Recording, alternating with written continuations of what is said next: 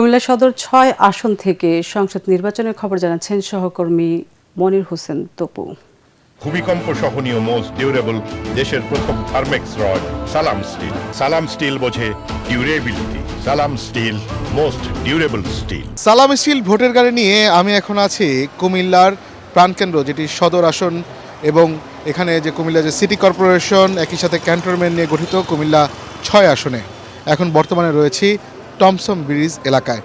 সবচেয়ে বড় চমক রয়েছে সেটি বিএনপির পক্ষ থেকে যে ধানের শীষে মনোনীত একজন প্রার্থী রয়েছেন মনিরুল হক চৌধুরী, তার সাথে এখানে তার দলেরই বিএনপি চেয়ারপারসনের উপদেষ্টা এবং জেলা বিএনপির সভাপতি, সাবেক সভাপতি, তিনি এখানে স্বতন্ত্র প্রার্থী হিসেবে লড়ছেন।